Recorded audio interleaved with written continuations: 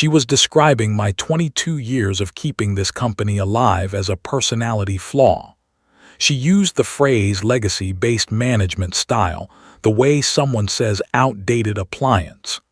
Smooth, clinical, the kind of language that is designed to make a dismissal sound like a philosophical disagreement.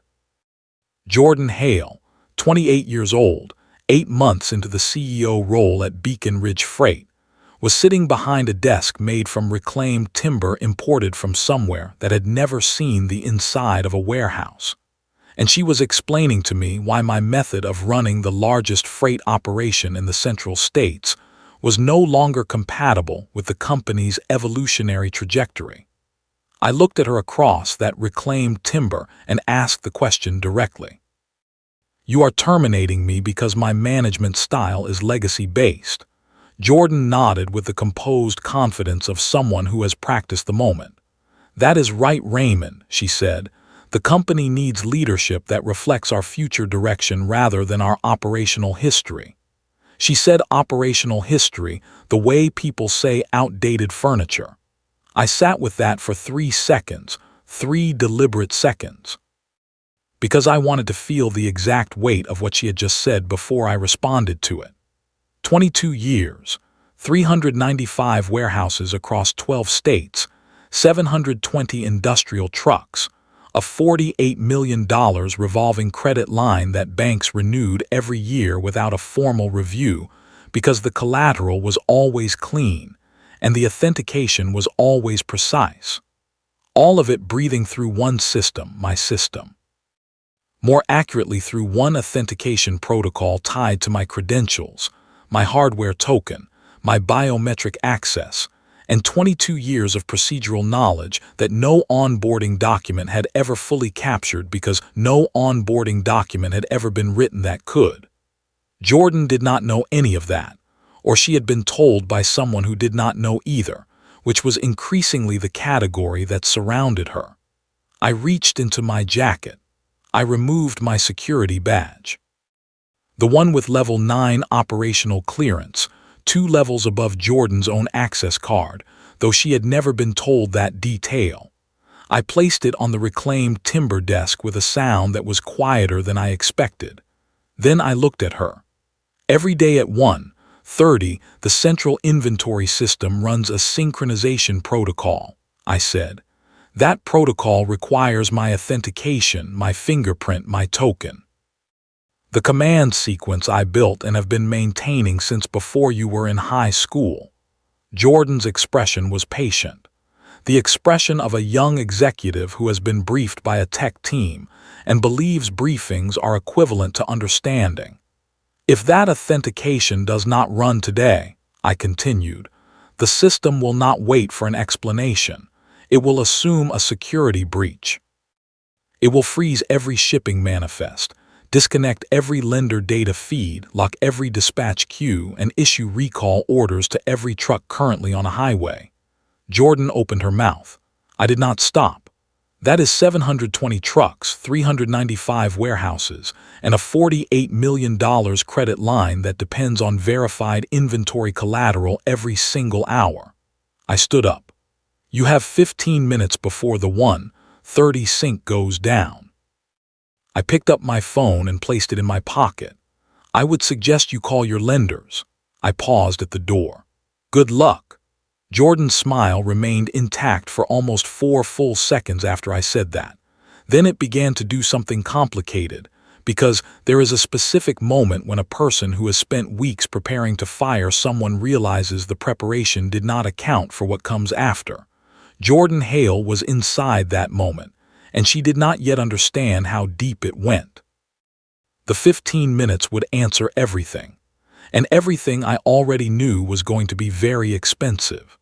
If you have ever watched someone in authority remove the one person keeping everything running, and then discover what that actually means, subscribe now.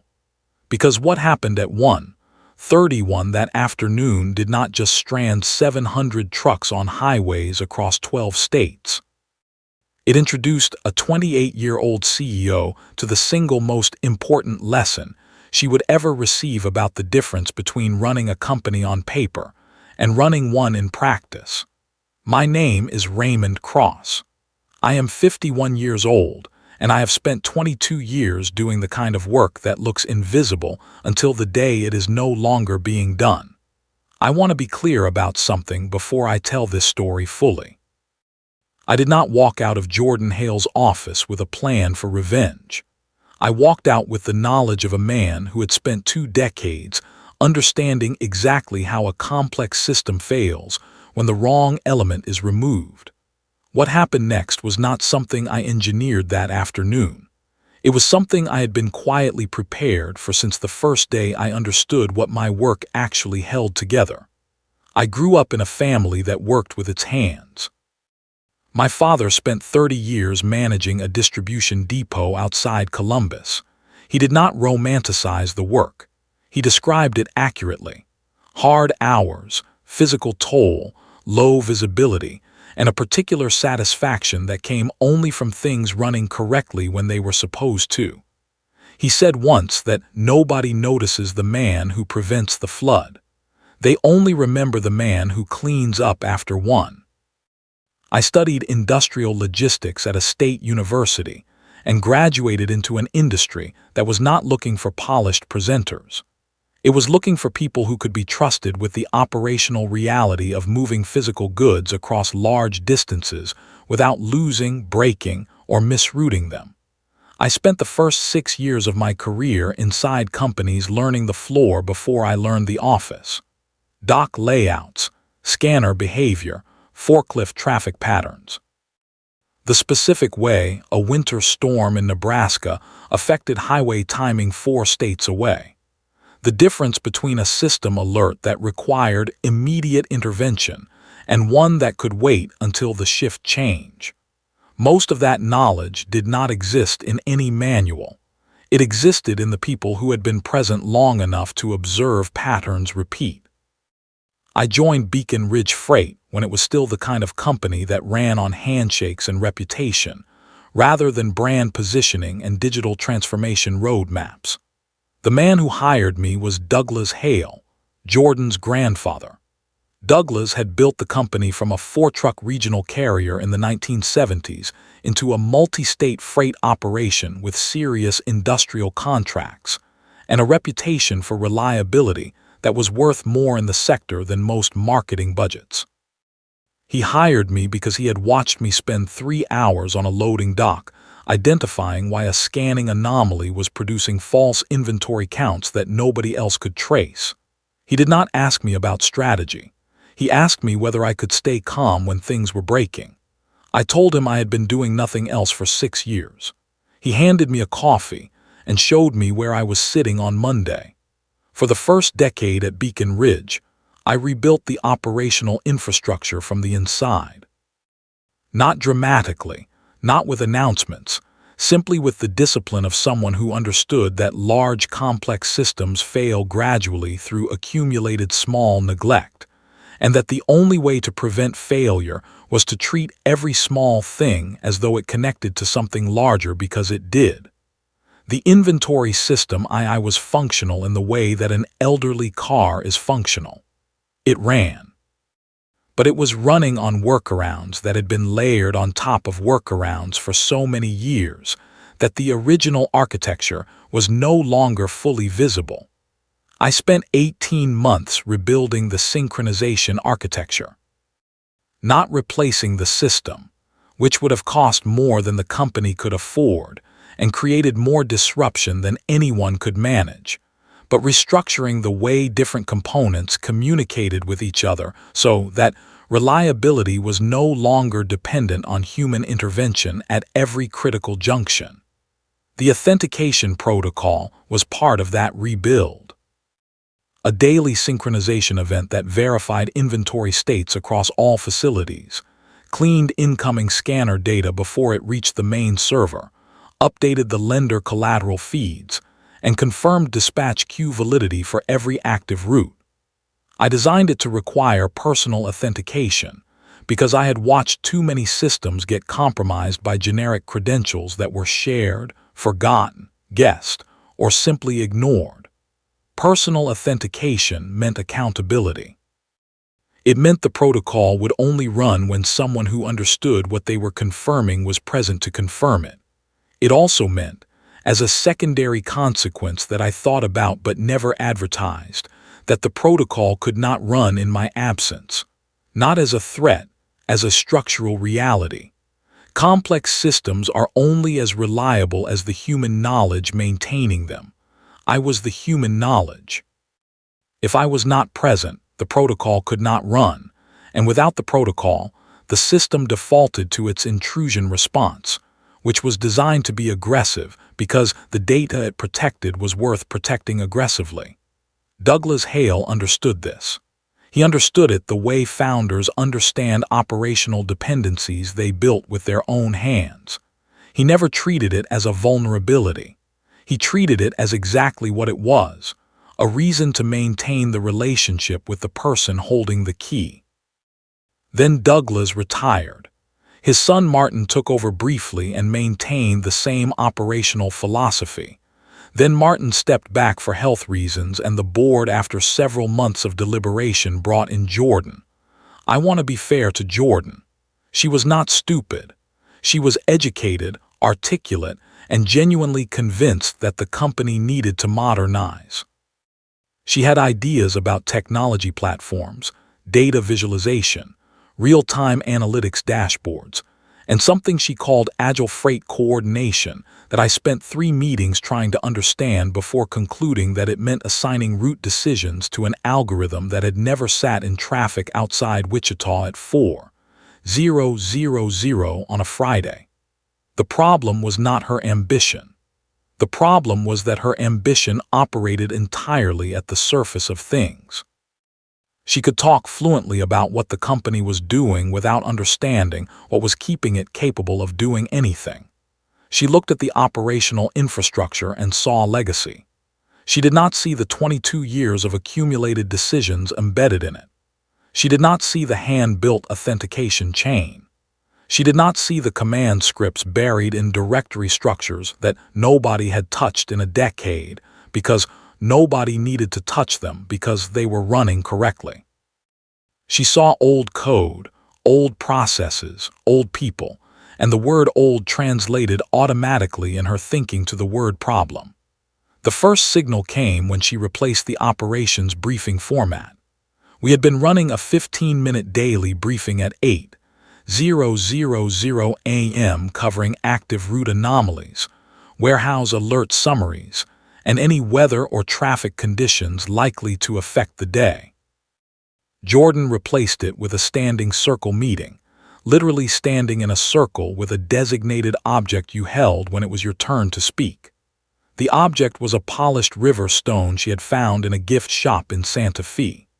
The first time Peter Kwan, my lead hub coordinator, held the stone and tried to describe a scanner anomaly in Bay 7 of the Illinois Distribution Center, I watched Jordan's eyes glaze over before he finished his second sentence. She was not interested in scanner anomalies. She was interested in what she called alignment energy. I kept my face neutral through those meetings the way you keep your face neutral when someone is dismantling something important while explaining to you why the dismantling is necessary. The second signal was when she hired a technology transformation team. 4 people in their mid to late 20s with backgrounds in software startups, one of whom had previously worked on a logistics app for restaurant delivery, which is not the same thing as multi-state industrial freight in the way that a bicycle is not the same thing as a cargo plane. She brought them in to evaluate the existing systems and identify migration pathways to modern platforms. They produced a report in 6 weeks. The report described our current infrastructure as critically dated and recommended full platform migration within 18 months. What the report did not mention, because none of the 4 people who wrote it had spent enough time with the actual system to discover it, was the authentication protocol. They had seen the interfaces. They had looked at the dashboards. They had reviewed the documentation that existed, which was comprehensive for the visible layers and intentionally sparse for the operational architecture underneath. They had not found the authentication chain, because the authentication chain was not designed to be found by people who were not looking for it. I did not hide it deceptively. I simply did not advertise it in the same way that a structural engineer does not put a sign on every load-bearing column explaining what would happen if someone removed it. The column's function was self-evident to anyone who understood the building. The people Jordan had hired did not understand the building. They understood the wallpaper. The third signal was the word she started using about me: legacy focused. She said it first in a meeting I was not in, but Peter heard it and told me afterward. She said it again in a board presentation I did attend in a slide titled Talent Realignment, where my name appeared under a category labeled Transition Planning. She did not tell me about that slide. She expected me not to notice.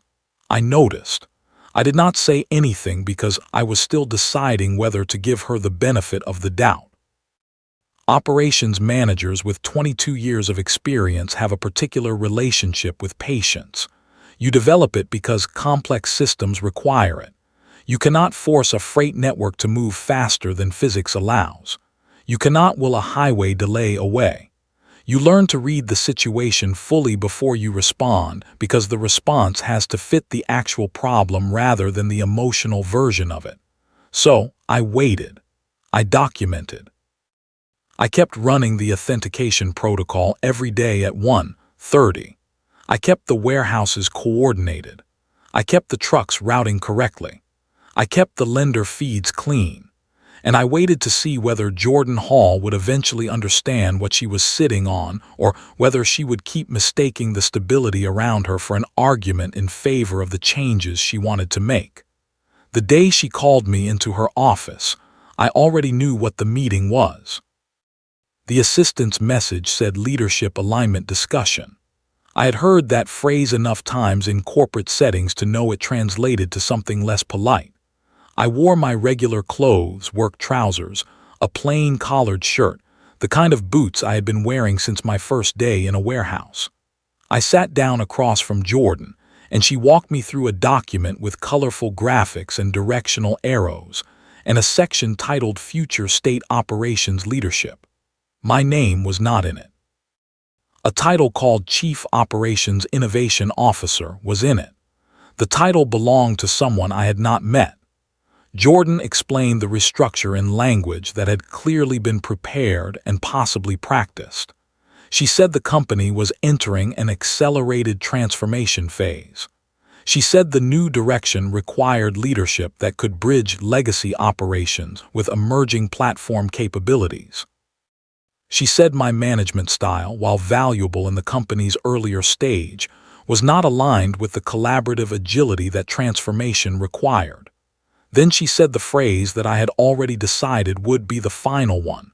We need to be honest, Raymond. Your approach is legacy-based. That is a genuine limitation for where we are going. I looked at her steady. You are terminating me because my management style is legacy-based. That is right, she said. I reached into my jacket. I removed the security badge. I placed it on the reclaimed timber desk. I looked at my watch. 1:15 p.m. every day at 1:30, I said, the central inventory system runs an authentication protocol. That protocol requires my credentials, my biometric access, my hardware token, and the command sequence I have been maintaining since 2006. Jordan's expression held. Without that authentication, the system will assume a breach. It will freeze every manifest, disconnect every lender feed, lock every dispatch queue, issue recall orders to every truck on a highway. I stood. That is 720 trucks, 395 warehouses across 12 states, and a $48 million credit line that your lenders verify against collateral data every single hour. I paused at the door. You have 15 minutes before the 1:30 sync goes down. Call your lenders, I said. Good luck. The elevator took 38 seconds to reach the ground floor. I counted them because I needed my mind occupied with something precise and neutral rather than what was circling underneath.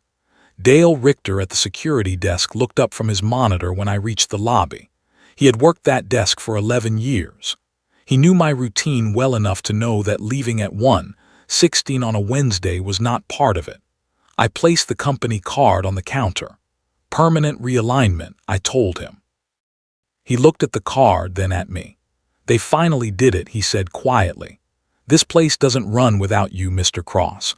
I told him to give it 15 minutes. I was still sitting in my truck in the parking structure when the first alert hit my phone at 1:32. Authentication failed.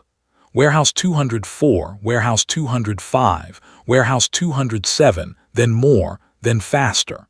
The screen filled with alert notifications the way a windshield fills with rain. I held the phone and watched the list grow without feeling what I had expected to feel. Not satisfaction, not anger, something more measured. The feeling of a man watching physics operate exactly the way physics operates when the supporting structure is removed. I had not caused this. I had been the thing preventing it. There was a difference, and it mattered to me that the difference was clear in my own mind before anything else happened. The first thing to collapse was inventory visibility.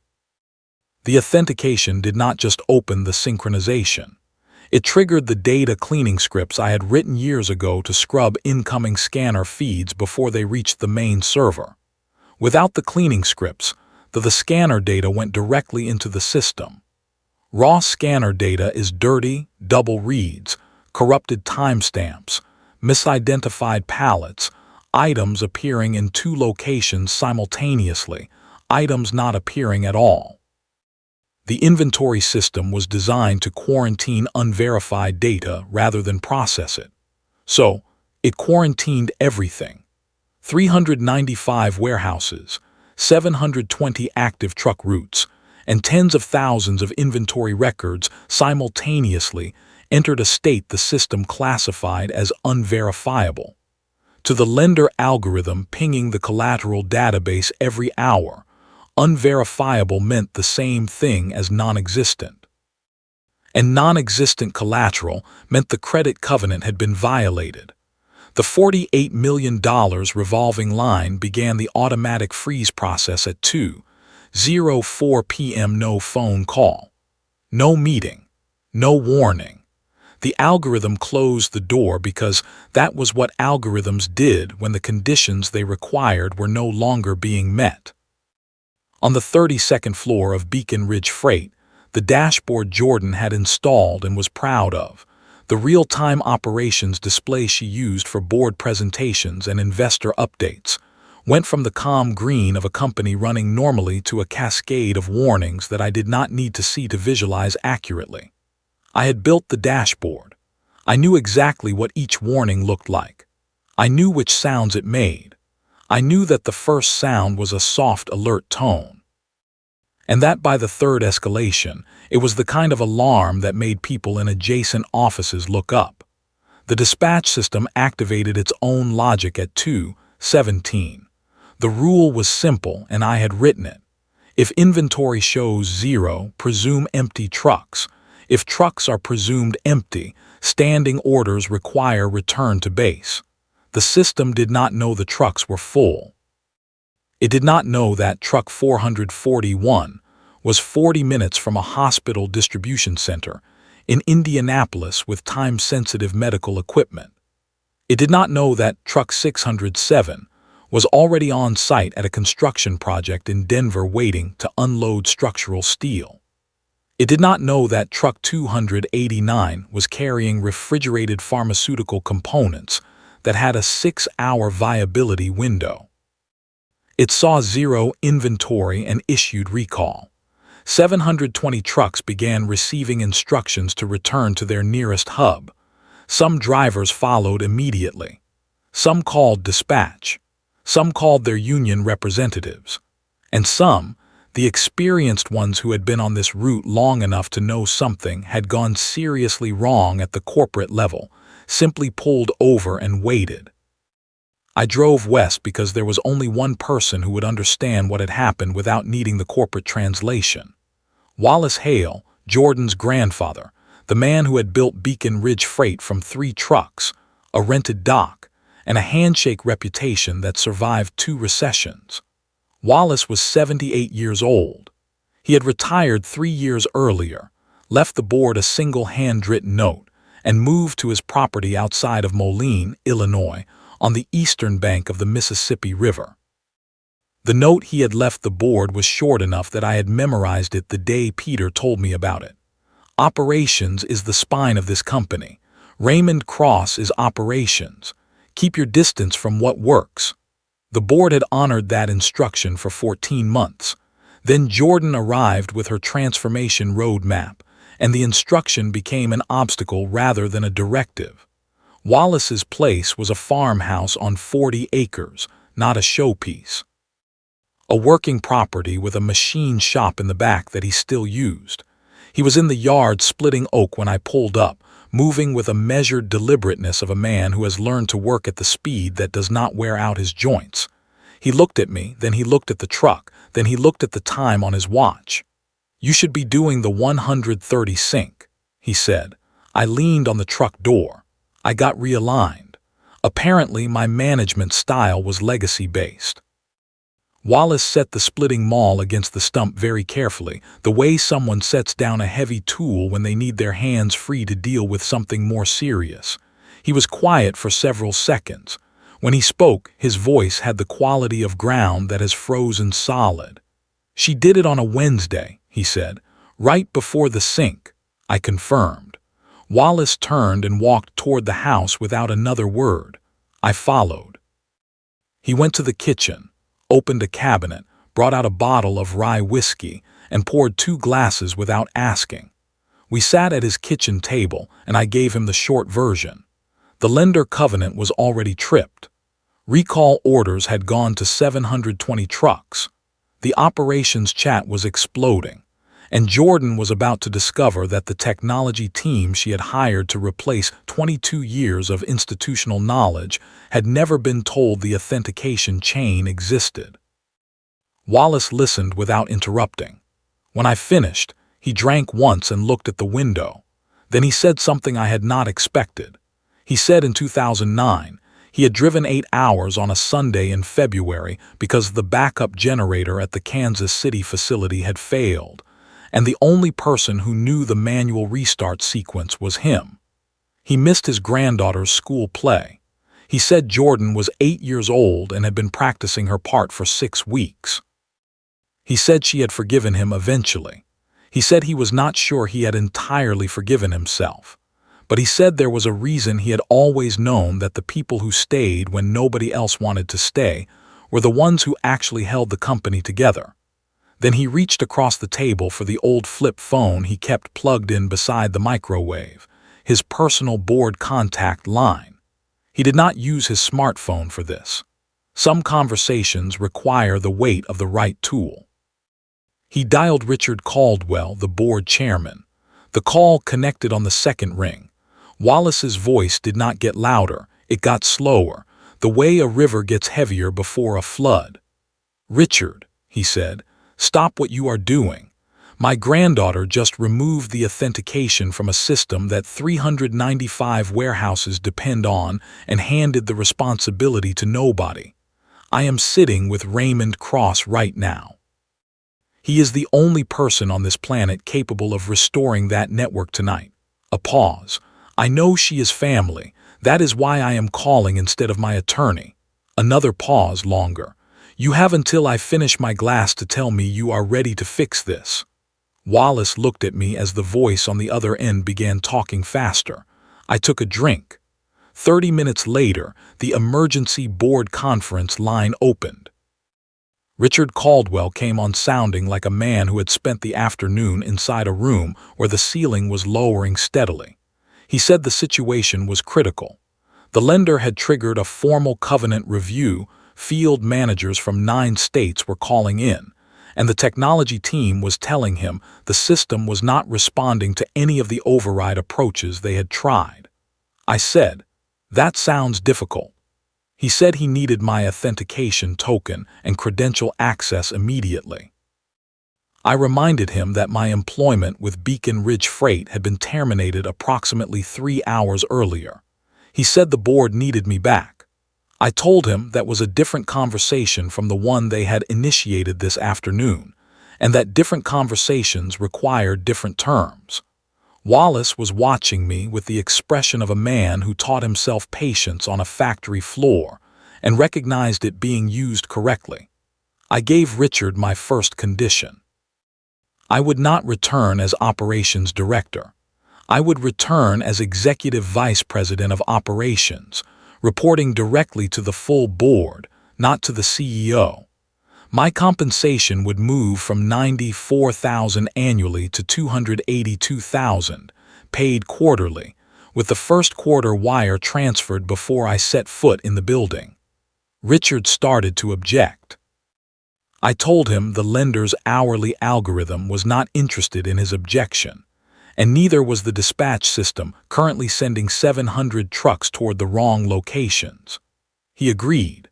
Second condition: full operational autonomy, no platform migration without my written approval, no external technology consultants given access to operational systems without my written authorization, no restructuring of the operations team without board-level review that included my formal assessment. My team members, Peter Kwan, Sandra Marsh, and the 4 hub coordinators who had been pointedly reassigned during Jordan's restructure, would return immediately with a 25% compensation increase and a formal written acknowledgement from the board that their reassignments had been operationally unsound. Richard agreed with less resistance than I expected. The third condition was the one that mattered most. Jordan Hale could keep her title. I understood the board's position, and I was not asking them to remove a family member publicly. But Jordan would have zero operational authority over my division from the moment I walked back through that door.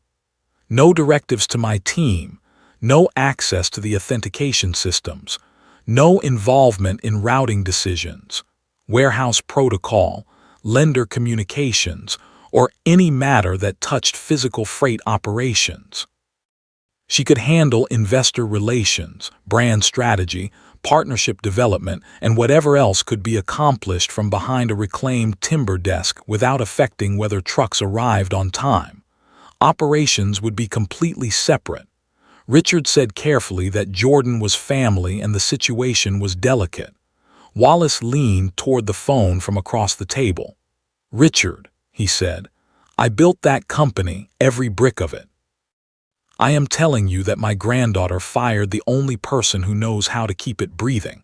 Either you restructure her authority tonight or at 9:00 tomorrow morning, I begin unwinding my 31% stake. By noon, you will have a very different problem than a freight delay." The silence that followed had the quality of arithmetic being done under pressure. Richard agreed. Jordan would transition to a strategic partnerships role with no operational authority. The separation would be formal, documented, and board ratified before morning. I looked at Wallace. He looked at me. He picked up the bottle and refilled both glasses without ceremony. I told Richard I required wet signatures and a fax copy to Wallace's machine before I left the property. The fax came through 40 minutes later, 4 pages. Wallace read every line, made one call to his lawyer, approved the structure, and signed as witness. I read every word twice, not quickly. Not with eagerness, with the discipline of someone who had learned that the most important documents are the ones you read most carefully when you want to sign them fastest. Then I signed, Raymond Cross, full name, pressing down hard enough to feel it, not from anger, from the settled certainty of a man who had finally stopped being asked to prove his value after the fact, and had it written down before the door reopened. I pulled into the Beacon Ridge parking lot at 8:52 that evening. The building was lit on every floor. 2 vehicles with out-of-state plates sat near the entrance that I recognized as lender representatives. They had come to observe whether the company could restore itself or needed to be formally notified of covenant default proceedings. Dale Richter stood up behind his desk when he saw me come through the revolving door. "Welcome back, Mr. Cross. Ask me again in 60 seconds," I said. Peter Kwan was waiting by the elevator on the operations floor. He had the look of a man who had spent 7 hours watching a building burn from the wrong side of a locked gate. "We have been watching the alert board all afternoon," he said quietly. "Every one of us knew exactly what happened and exactly who could fix it. I told him to bring the full team in Monday morning. He said he had already sent the messages." Richard Caldwell met me at the server room entrance with the contract folder, the board resolution, and the face of a man who had recalculated several things in the past 6 hours and did not enjoy the result of any of them. He handed me the folder. I checked the compensation clause. I checked the autonomy provision. I checked the section formally separating Jordan from operational authority. Everything was present and correctly worded. I sat down at the primary authentication terminal. The screen was a grid of red indicators, suspended status warnings, and frozen confirmation requests stacked in columns that represented every facility in the network and the specific way each one had stopped functioning at 1:31 that afternoon. 7 hours and 21 minutes of locked systems. I removed the hardware token from my keychain. The same token. The same keychain.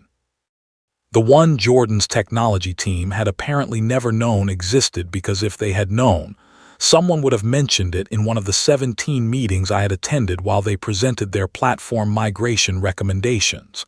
I typed my credentials, placed my finger on the reader. Authentication confirmed. Inventory synchronization initialized. Warehouse collateral data restoring. Lender portal feed reconnecting. Dispatch queue logic reactivating.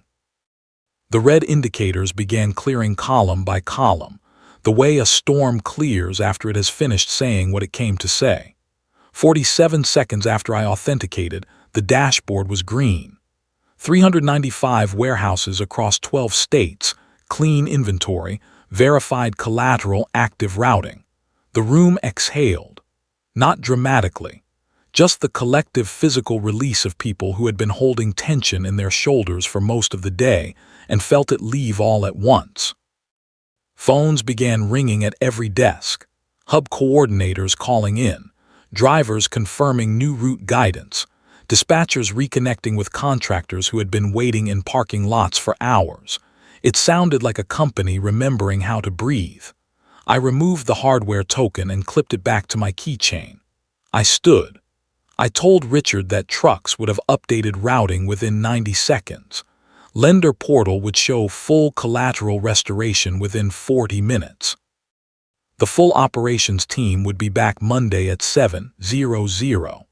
I wanted my original desk, a proper chair, and the coffee machine from the break room on the 3rd floor moved to operations because the one currently in operations tasted like something processed through corporate philosophy rather than actual beans.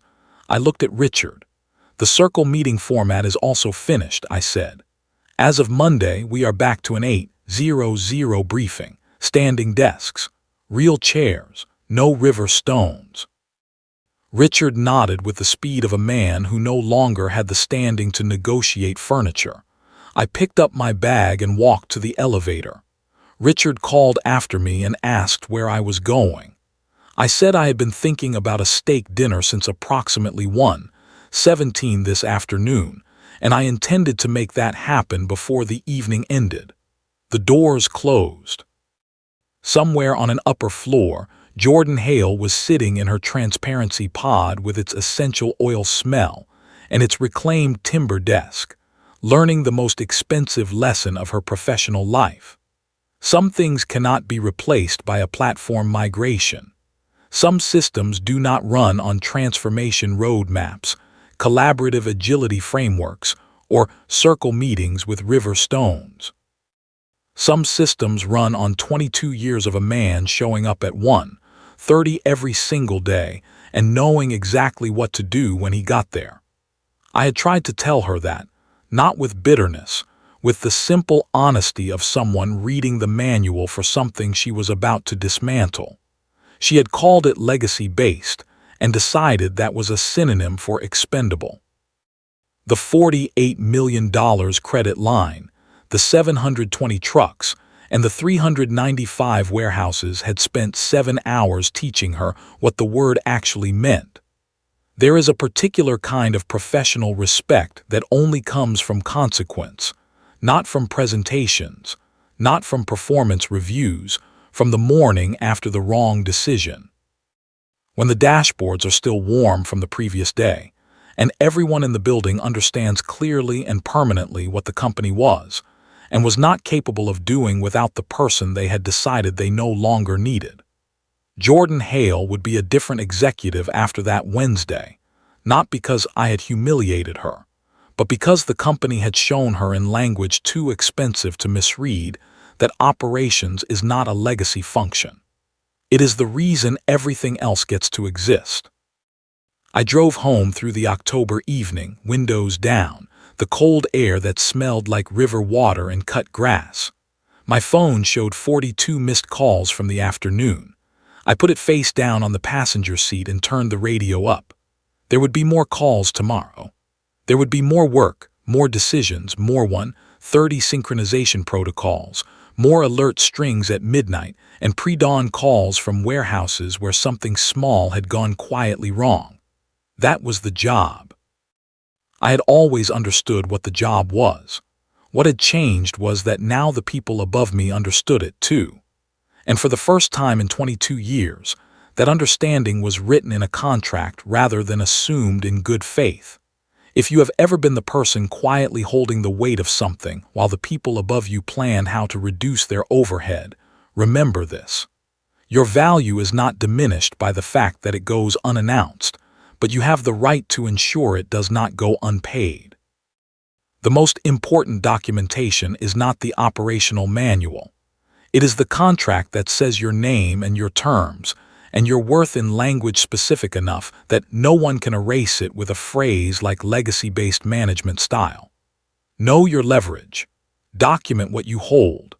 And if the morning ever comes when someone sits across from you with a polished dismissal and a document full of arrows and no numbers, you will already know what to do.